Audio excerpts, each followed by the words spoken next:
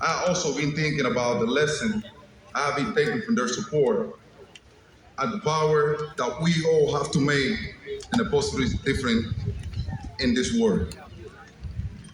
I want to thank the baseball writer for making me the first designated hitter in the history of Cooperstown to be selected in the first ballot. You guys got it going on. Thanks, guys.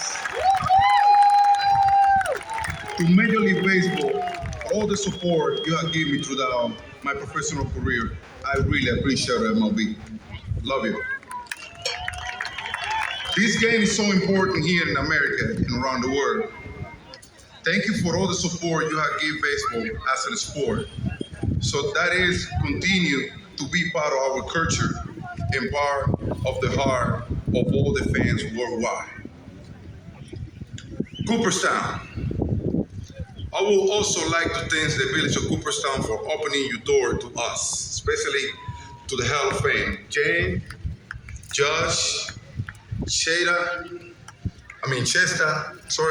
and Whitney. Thank you very much for being able to have us here and treat my family and everyone else the right way. Thank you. Thank you very much. I would also like to thank all the members of the Hall of Fame present today. My respect always to all of you. Thank you for being here. It's an amazing honor to be part of this elite group that you already are.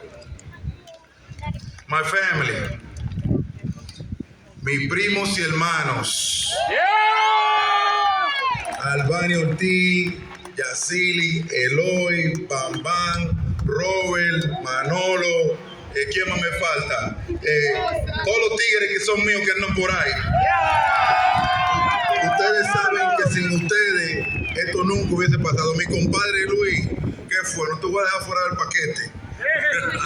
Sabes que los quiero mucho. Mis hijos de Angelo, Alex, Jesse, David. You guys know that without you guys, this would never happen. You guys were the engine that started this motor every day for me to get it going and keep on going. I love you guys from the bottom of my heart. Thank you for being there for me always. Just like your mother, Tiffany Ortiz, wherever she at right now. Thank you very much, Tiffany, for supporting me during my career. You are amazing. Thank you very much. Mi gente en la República Dominicana.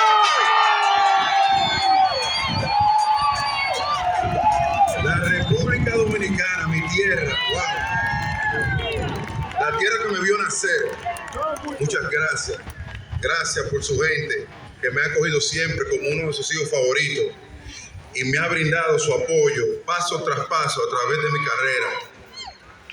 Gracias por su música que me ha llenado de vida, alegría, sabor todos los días. A los tigres del Clubhouse que estaban conmigo ahí desde cero. Gracias por aguantar mi tanda que yo le daba diaria cada rato, por su comida, su buena vibra, por su alegría y por su espíritu de guerra, que ha sido el mismo mío. Gracias siempre por ser Quiqueya la Bella.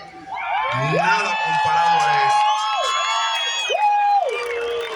Presidente Luis Abinader, gracias por mandar la comitiva que está aquí apoyándonos hoy. Yo sé que es una persona muy ocupada y de mucho trabajo y que está tratando de mejorar lo que se llama nuestro país. Sé que no está aquí presente, pero gracias por mandar el grupo y su espíritu sé que está con nosotros aquí también. I want to thank the United States of America from the bottom of my heart as an American citizen who welcomed me with open arms since I was practically a child and gave me the opportunity to develop and fulfill all my dreams and then some more. Thank you very much, U.S. And to all my American friends, consider this an open invitation to visit my island, the Dominican Republic. Send a special place where we have a lot of good and happy people, beautiful beaches where you guys can go when you guys are freezing here. So show up in the Dominican. Before I was Big Papi, before the Red Sox, before the Twins, I was just a kid playing ball in the Dominican Republic. To all my coaches from winter ball, minor league, and the big league, I could not have done it without you. It was a guy named Ramon de los Santos, Pintacora La Uva, and Fernando Arguelle who scouted me and signed me to the Mariners, to the Seattle Mariners when I was only 16 years old. They saw something in me and they fought for it. Once I was in the United States, another gentleman named Jim Scotland, the Mariner minor league coordinator, make a huge impact on me. Also, Jim Beatty, who is also here somewhere, that's another guy who make a major impact on me as a player development director. And then there was a guy named Mike Goff, who was my manager, who taught me and our entire team so much. He always used to tell us, you have to go hard, can't take things for granted. He was hard on me, but I know he was coming from a good place. On the last day of the season, he told me, the reason why I was so hard on you is because out of all the players here, I think you are the one that can have an amazing career in the big league. Go and get it, big boy. Thank you, Mike. When I was traded to the Twins, there were two guys in the minor league system that helped to build my confidence. John Russell, my manager in the first state league, and Al Newman, who was my manager in AA the same year that John Russell was my manager in the first state league. These two guys built up my confidence so much that I ended up in the big league that year. I learned so many big things from them. These two guys were father figures and made me believe that they work with me every day. Because they believe in me, I wanted to show them that I could do it too. I also have to thank the Minnesota Twins for bringing me into the big league. Even though it didn't work out the way everybody expected, I learned from my time there that once I get my shot in any other place, I was going to work hard to never let it go into the last day I played. To all of these year new Hall of Famer, I want to congratulate you. It's an honor to be in this stage with Mr. Tony Oliva, Mr. Gene Cobb. Those guys all were around when I was with the Twins, giving us good advice.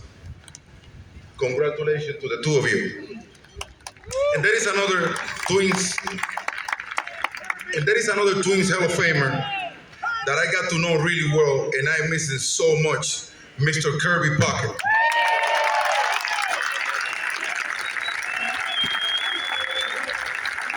He taught me so much about the game, and he gave me so many advice, and he was so wonderful to me that when I went to Boston, I started wearing his number 34. God bless you, Kirby, whatever God have you.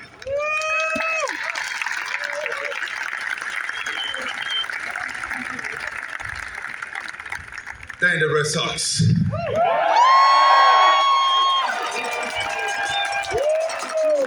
From Mr. John Henry to Linda Henry to Tom Warner to Larry Lucchino, Phil Morse, who was there when I came to Boston, and of course, my man, Sam Kennedy.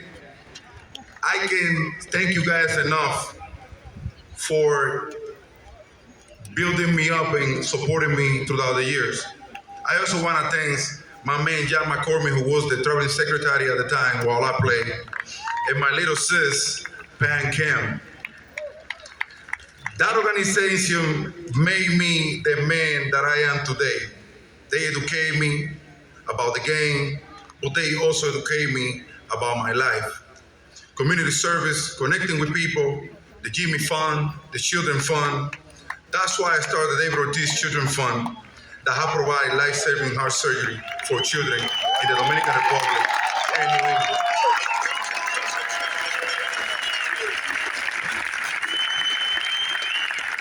I want to thank everyone that worked so hard in my foundation to make this happen.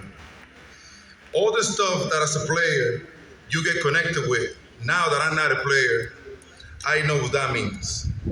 The impact that we have, I know what that feels like now, to have someone supporting you at the hospital.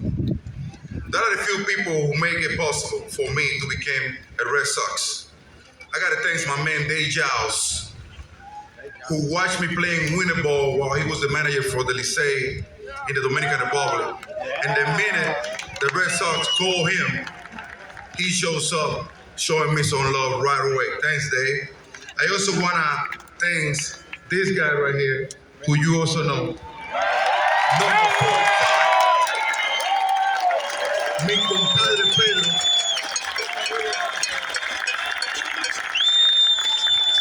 Tengo que darle las gracias porque él ha sido para mí un hermano, un consejero, un abogado, hasta plomero ha sido mi compadre para mí. Mi compadre, lo amo con locura. Yo me puedo pasar el día entero hablando de usted. I can talk about Pedro all day long. I'm gonna let go now. And my agent Fernando, who has been with me since I was 17. Fernando, man, I can tell you no more, man. I can ask you for no more. Combined with my man Diego, who also was my agent at the time. You guys have been incredible.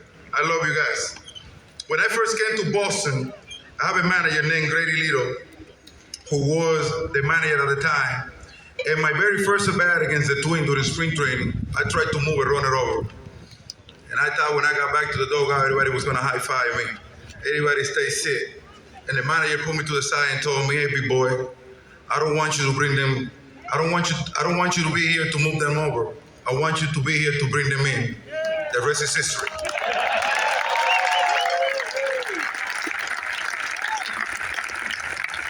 And then I was lucky enough to play for two guys named Terry Francona, who had at the time a guy named John Farrell as a pitching coach, who took over as a manager. These guys, they did nothing but build my confidence, even through tough time. I love you guys, and I always gonna have you guys in my heart. Tito, whatever you are, man, you know Papi got you. John as well. To all my former teammates here today showing love, I gotta start with the Twins, man. Hall of Famer Paul Molitor, who taught me well when I was with the Twins. That Troy Hawkins, Eddie Guardado, Cody Koski, Jack Jones, Torrey Horner, Matt Lawton, Brad Rackey, all those guys, man, got my back when I played for the Twins. I love you guys, man, from the bottom of my heart. And I also got teammates right here, Los Chicos Locos, Johnny Damon, Mikey Lowe, Dustin Pedroia, Track Nissen, Jason Banks, Team Wakefield, Kevin Hughes, and of course, number 45. I want you guys to know that even with the God-given talent that I have, I don't think I would have made it without the support and love coming from all of you. All I was trying to do, it was bring a team together. That started with honesty and openness. My smaller teammate, where he at, Pedroia? Pee-wee grabbed me by the neck one time. And he told me, "If you keep on pulling the ball, I'm gonna whoop you." And guess what? Big Papi got caught up on fire. My teammates always were there for me, and that's something that I always gonna appreciate. And in life, remember, our teammates are our second family. Love you guys, man, forever.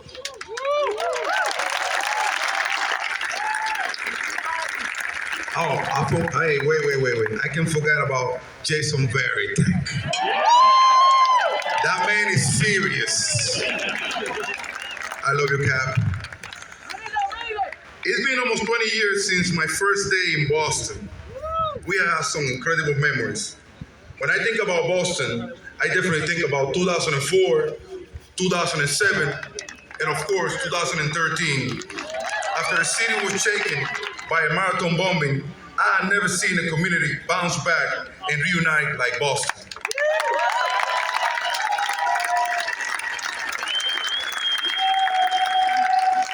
When I think about Boston, I also think about the last game I played. Standing on that field at Fenway Park, it feels like the whole city of New England and each one and every one of you was surrounding me and was showing me or you love. I will always be Boston, and I will always be there for you, Boston. I love Boston.